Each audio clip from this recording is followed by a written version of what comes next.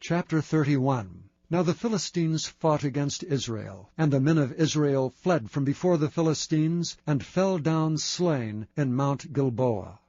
And the Philistines followed hard upon Saul and upon his sons.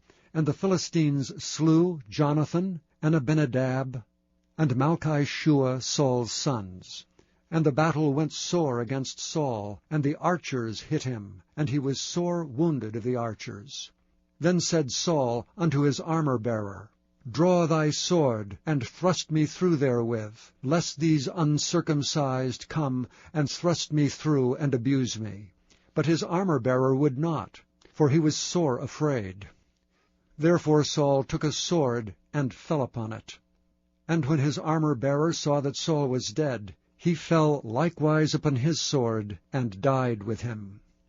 So Saul died, and his 3 sons, and his armor-bearer, and all his men that same day together.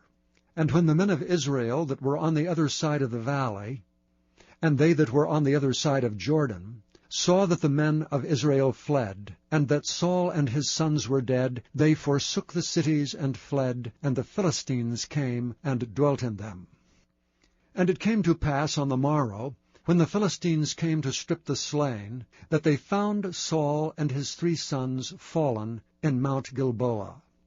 And they cut off his head, and stripped off his armor, and sent into the land of the Philistines round about, to publish it in the house of their idols, and among the people. And they put his armor in the house of Ashtaroth, and they fastened his body to the wall of Bethshan. And when the inhabitants of Jabesh-Gilead heard of that which the Philistines had done to Saul, all the valiant men arose, and went all night, and took the body of Saul, and the bodies of his sons from the wall of Bethshan, and came to Jabesh, and burnt them there. And they took their bones, and buried them under a tree at Jabesh, and fasted 7 days. Thank you for listening to this recording of the King James Bible produced by Audio Scriptures International. Audio Scriptures International believes it is more important to spread the Word of God than to make a large profit.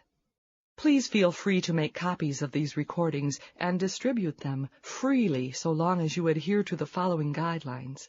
First, you may not charge any more than the cost to duplicate and send them. Secondly, you must make a complete copy of the recording, including this message. For commercial and fundraising distribution, please contact Audio Scriptures International for additional information.